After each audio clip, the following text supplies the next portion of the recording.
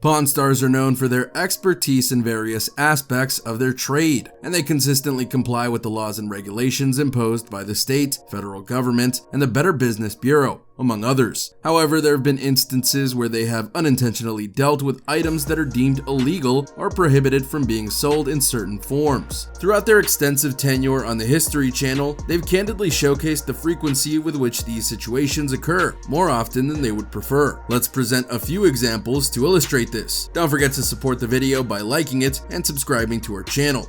Number 6. The Golden Token. Regrettably for the pawn stars, their involvement with illegal or stolen items can come at a great cost, and this particular incident stands out as one of their most significant and embarrassing moments. A man filed a lawsuit against the Gold and Silver pawn shop, alleging that they'd purchased stolen goods, a remarkable collection of gold coins. Apparently, the man's niece had stolen the coins from him, then proceeded to sell them to the pawn stars for approximately $12,000. To make matters even more unfortunate, this transaction took place during a recorded segment for the show, making it visible to all the viewers. Imagine the pawn stars' astonishment when the uncle, who did not appear on camera but made headlines, arrived later and claimed that the coins were stolen, demanding their return. Naturally, the pawn stars felt remorseful, as they'd previously encountered situations where stolen items caused significant problems for them. They always made an effort to avoid such situations. However, in this case, they couldn't return the coins because they had already been melted down and sold, maximizing their profit from the gold.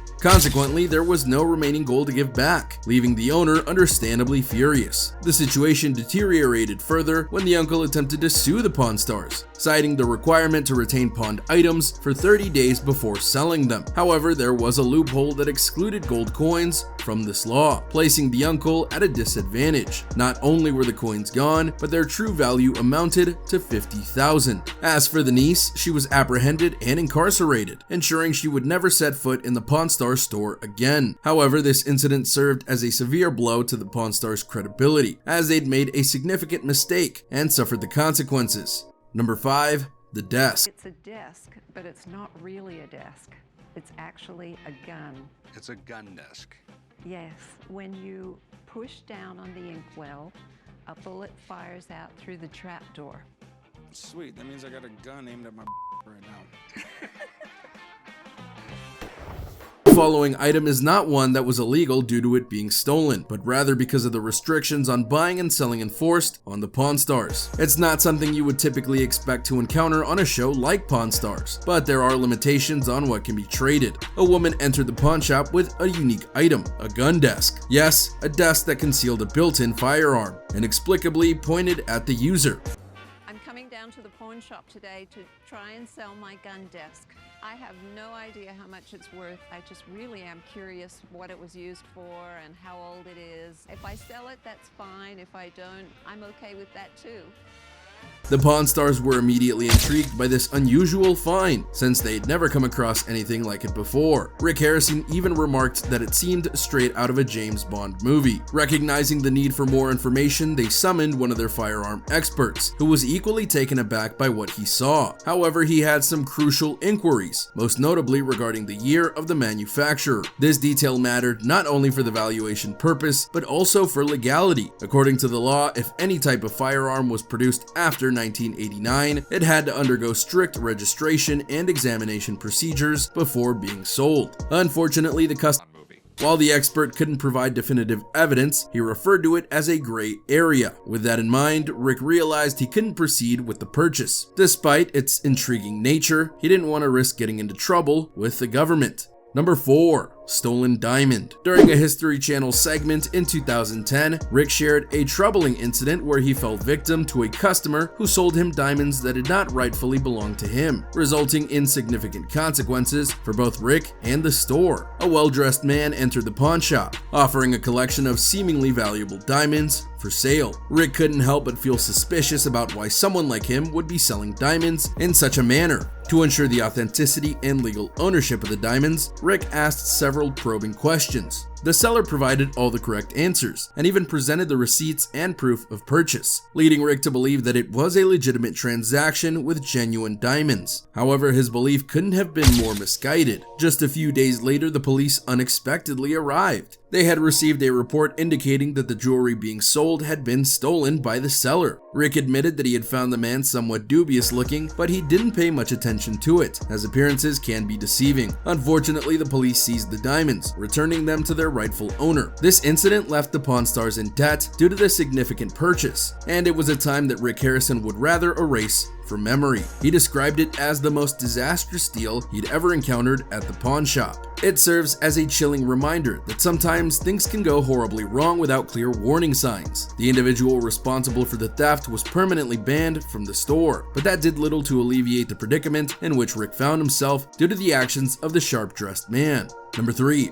Turtle shell guitar. There are instances when even customers are unsure about the legality of certain items, which is quite remarkable. One of the most intriguing cases of this occurred when a customer brought in a unique guitar and asked Rick Harrison whether it was legal to sell. This question elicited a laugh from Rick, as it was not a query he'd often received. So, why did the customer have doubts about selling a guitar? Well, it was quite simple. The guitar was constructed using a turtle shell. Rick explained to the viewers that in the past, tortoise and turtle shells had significant value and were used in the production of various items, including everyday objects like combs. However, the widespread hunting of certain species for their prized shells led to a ban on the shell trade in the 1970s. While this particular item may have been exempt from the ban if it could be proven to have been created before that time period, determining its age posed a challenge. Unfortunately, when the expert was consulted, he couldn't definitively ascertain the guitar's age, and even cautioned against selling such items, highlighting the risk of arrest. With that in mind, Rick chose not to proceed with making an offer. One can understand Rick's hesitation, as even the customer grew apprehensive about the potential consequences of selling the item to him, including fines or possible arrest. Ultimately, the deal was off the table. Number 2. Shackle of Lies. On a particular day at the shop, a man named Ryan arrived with the Shackle of Tyre, a silver coin that was originally minted in Lebanon between 130 BC and 79 AD. He had a suspicion that it could possibly be one of the infamous 30 pieces of silver mentioned in the Bible, which were said to have been paid to Judas Iscariot in exchange for betraying Jesus Christ of Nazareth. Although they couldn't verify its historical significance, the uniqueness of the coin prompted them to make the purchase. After all, it was a rare find in Las Vegas. However, their excitement was short-lived when a sheriff arrived, revealing that the coin had been stolen prior to its sale to the pawn shop. It was important to note that the theft was not committed by Ryan, but by someone else along the chain of possession. Fortunately, the pawn shop team was not held responsible for the situation, and they were permitted to retain the coin due to insurance settlements. Nonetheless, it must have been a nerve-wracking experience, as the last thing they needed was negative publicity associated with selling stolen goods. This incident served as a reminder of the potential risks involved in their line of business. Number 1. The Submarine. A one-man submarine. What is this? I thought we were coming to look at a sandwich. Yeah, it's not a submarine sandwich. Believe it or not, a submarine was stolen and subsequently sold to the Pawn Stars. This incredible story is not a fabrication, and you can actually watch the episode yourself for proof. The seller, Lynette, claimed to have acquired the submarine from someone who simply had it sitting in their yard and wanted to get rid of it. Rick Harrison had his suspicions, but the allure of having a submarine in their store was too intriguing to pass up. I'm coming down to the pawn shop today to sell my one-man sub. It's just different, and you don't just come across things like that. I want to sell it today because I have no use for it. I wanted to get 25 grand, but I guess the minimum I could take is 5. After some negotiation, they settled on a price of $3,000 for the personal model submarine, which was not brand new. You can go higher, a little higher. You got to realize what you're looking at. I'll go 3 grand. That'd be it. All right, got a deal. Okay. All right. Here's where things took a surprising turn. The true owner of the submarine happened to be a fan of Pawn Stars. Imagine their astonishment when they spotted their submarine on the episode. Legal action was promptly taken, involving lawyers and proper documentation, and the submarine was rightfully returned to its owner. Thus concluded one of the most peculiar stories in the history of the Pawn Stars. And there you have it, everyone, a glimpse into the Pawn Stars' encounters with stolen and illegal items throughout the years. Can you believe the number of illicit or stolen goods that made their way onto the show, sometimes even being purchased under their watch? Which of these stories shocked you the most, where the Pawn Stars were unaware of the truth? Or were you surprised by the items that were deemed illegal? Let us know your thoughts in the comments down below, and don't forget to subscribe for more exciting content on our channel. See you next time.